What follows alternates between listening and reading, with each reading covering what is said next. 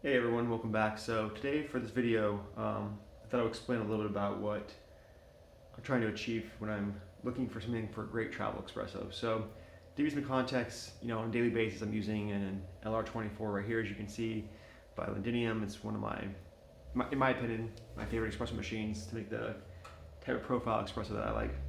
When traveling, I'm normally disappointed by the type of espresso quality at any shop when traveling. There's been a few places that I can count on one hand where I've actually had an espresso that can,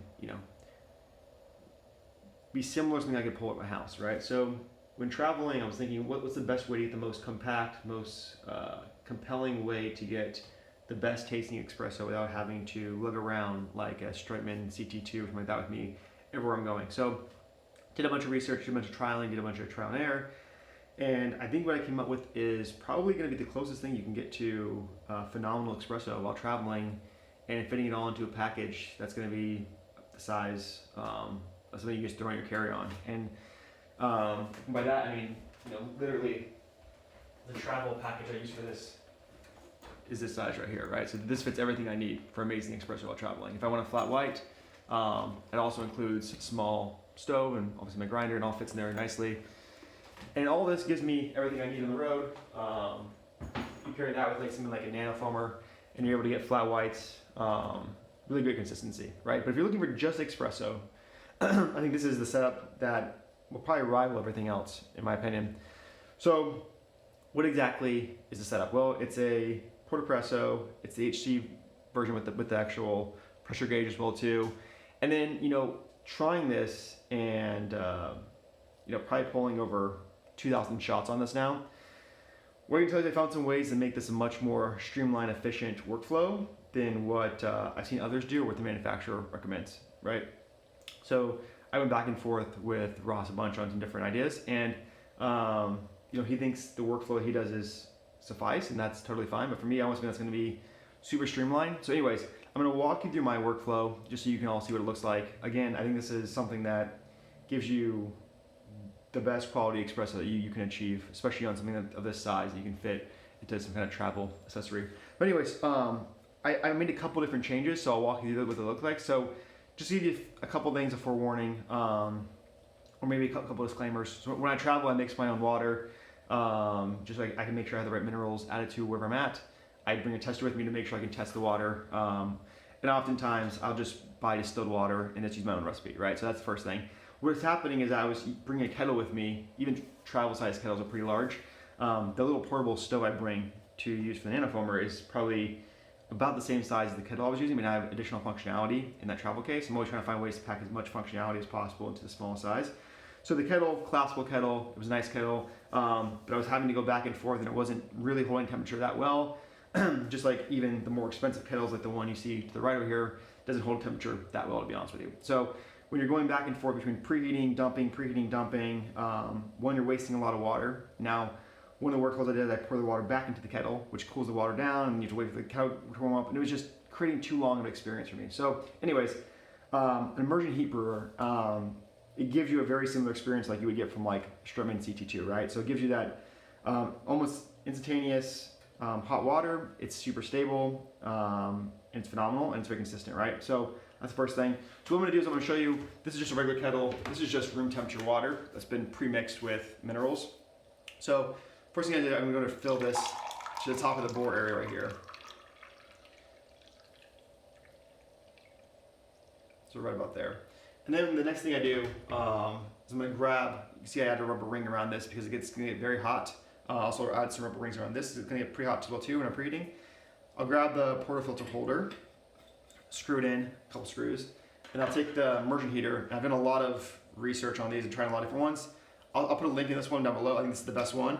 There's a few things I like about it. This clip actually sits perfectly on the lip right there, holds it in place.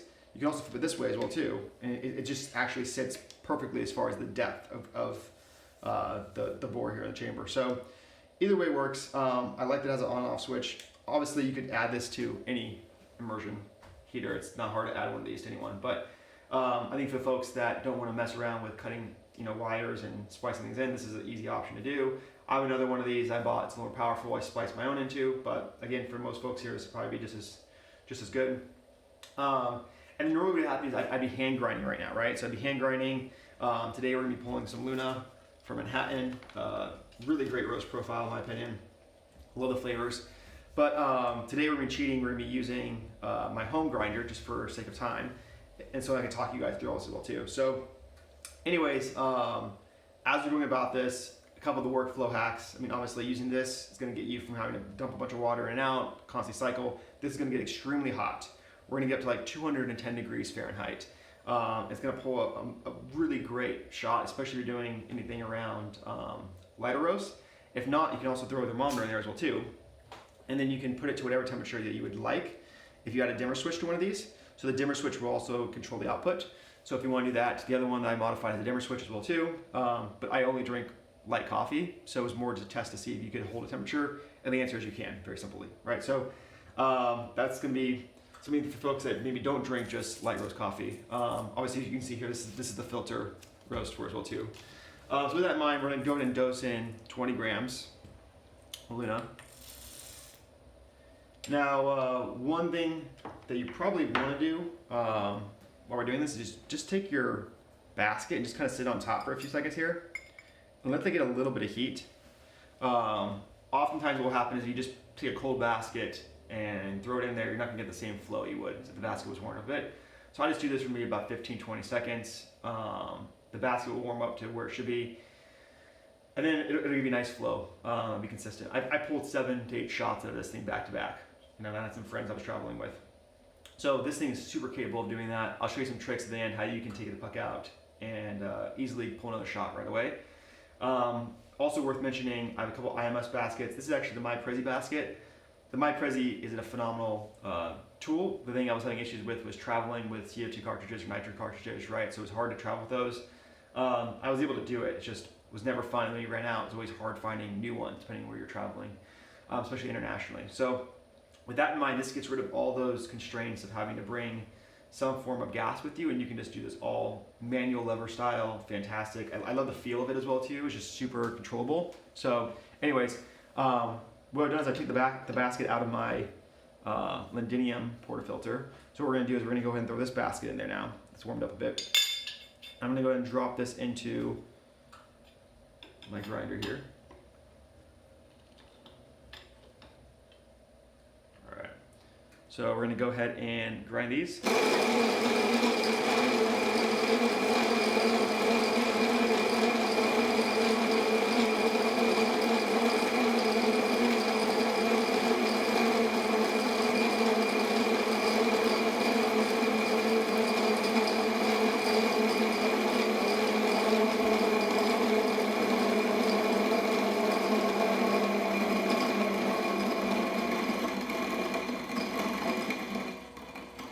So while that grind's finishing grinding up, the other workflow hack is to get a force tamper. I use this daily in my home setup. I also have this one I use for traveling as well too.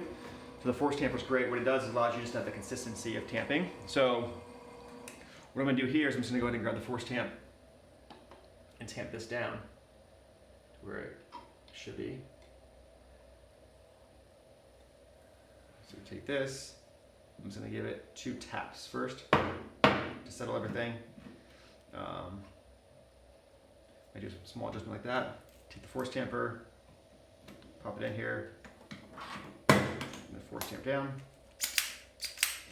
And that's going to give you a really great basket, in my opinion. So now we have our basket all prepped and looking nice. The water will be coming up to temperature here in a minute or two. I'm going to let this go to 210 degrees Fahrenheit. You lose a little bit of temperature when you remove the immersion heater and then kind of wait for a few things to come out, from my perspective. So right now we're at actually 211 already, so you can see how fast that is. So we're gonna go and turn this off. Now the one thing you're gonna be mindful of when you're doing this is that this portafilter holder is gonna get extremely hot. That's why I put a little rubber, you can say, kind of silicone band around it. It's still gonna get very hot even with this. So just be careful when you're pulling this off. Try to grip by the rubber as much as possible. Have a place to sit it down to. Take the basket, drop it in. Make sure you're grabbing the rubber again as you're putting it back up, like so. So I put them here, hopefully you can see this. I'm gonna go to put this basket in now, screw it over. And what you wanna do here is you wanna make sure it's snug for the O-ring inside there, but not overly snug. So when it's hot like this, you'll know, so it'll almost burn a little bit when you're going to go too tight. So you can see there, that's probably gonna get snugness. So you're gonna grab a cup, grab our scale, I'm gonna go ahead and flip this over. I'm gonna put it this way, so hopefully you guys can see this, the mirror and also see the pressure gauge here. So I'll show you how I do these shots. All right, so we're gonna go and get this dialed in. We're gonna start with go ahead and going up to 2 bars for pre-infusion. And you can see this is super simple. I mean, you can do this with 1 finger. None of this is that difficult to do. And so we're gonna go to build up pressure here. I'm gonna get the 2 bar. And then it's gonna hover around 2 bar. Probably gonna do this for about 12 seconds.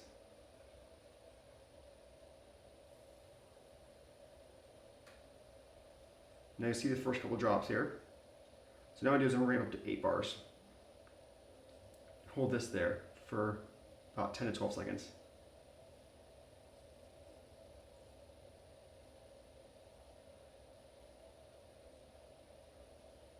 I'm gonna go ramp to 12 bar, get the flow going. This is gonna be a slower shot for this type of coffee. I like it to be a little slower. And now I'm gonna do this until I'm about 16 grams of coffee out.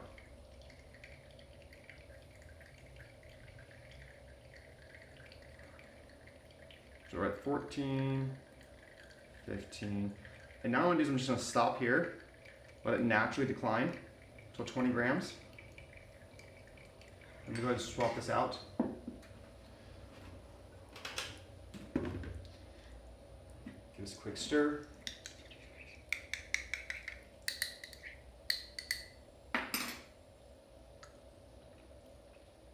It's fantastic.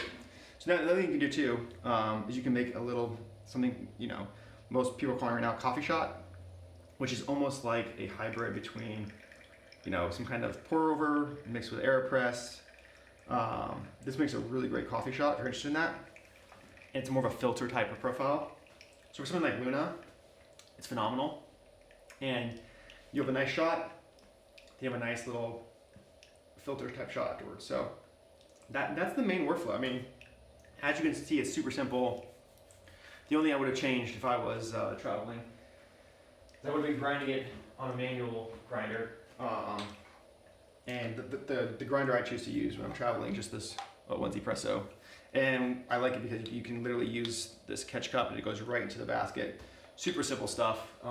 Again, it's all about workflow, in my opinion, workflow efficiency. So you have that. So after you're done with the shot, there's 2 ways you can dispose of the shot. You can either wait till you're not pulling the shot, let it cool down, or if you're like me, probably pulling back-to-back shots, you can back off a couple rotations. What you normally want to do is kind of line this up with the gauge, and then what I'll do is I'll lift it this way, so that we don't have any of the liquid come in contact with the gauge or the handle. Go ahead and start to give it an unscrew a few times. And you're going to hold it backwards at first, like so. Slight tilt, about 15-degree tilt, and slowly rotate it forward as you're unscrewing. It's kind of a one motion thing here, you see?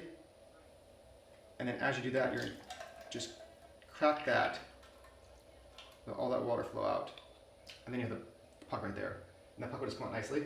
Just tap right there. Comes out pretty clean. So then what I would do is I would just go ahead and pop this back over, give it a quick rinse out here, some water, clean all that coffee out that's in there. Hopefully you can still see this.